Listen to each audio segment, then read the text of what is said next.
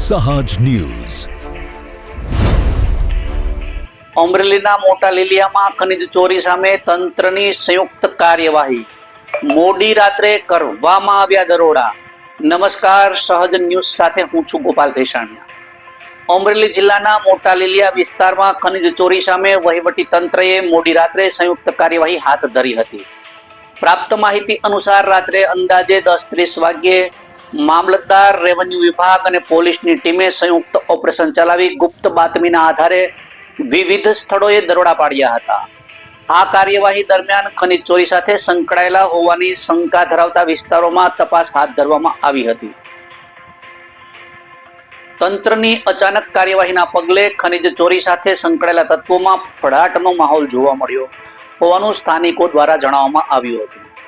જિલ્લા તંત્રએ ગેરકાયદેસર ખનીજ ખનન અને પરિવહન સામે કડક વલણ અપનાવ્યું હોવાનું જાણવા મળેલ છે.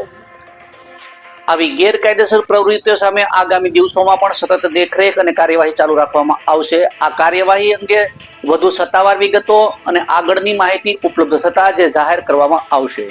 રિપોર્ટર સંજય વાઘેલા, સહજ ન્યૂઝ, અમરેલી. આજરોજ હું અને મારી ટીમ તાલુકાના લોકો તરફથી જે અસહ્ય ત્રાસ ડમ્પર ચાલકોનો હતો તેના અનુસંધાને વારંવાર અમોને રજૂઆત આવતી હતી.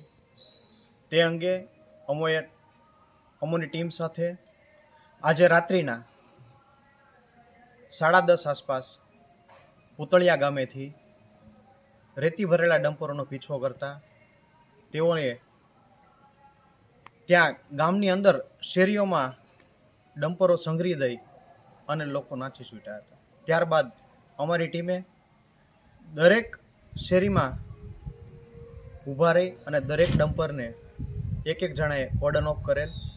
એમાં મારી ટીમ, હું અને સાથે પોલીસનો પણ સહકાર રહેલ છે. કેમ કે 112ને તાત્કાલિક આટલા બધા ડમ્પરોને એકસાથે પકડવા એ પણ અશક્ય હોય, એટલા માટે પોલીસનો પણ સાથે અમે સહયોગ માગેલ છે અને તેઓ દ્વારા પણ અમને હેલ્પ કરવામાં આવેલ છે. આજરોજ અમે કુલ 5 ડમ્પરો પકડેલ છે, જેમાંથી એક રેતી ભરેલું છે અને બાકી અમારી ટીમને જોઈ બીજા ડમ્પરો ખાલી કરી નાખેલ હતા. તેઓને પણ હું અમારી ટીમ સાથે આજરોજ અહીંયા મામલતદાર કચેરીએ લઈ આવેલ છે, જે અંગે હું આગળની કાર્યવાહી હાથ ધરવાનો છું.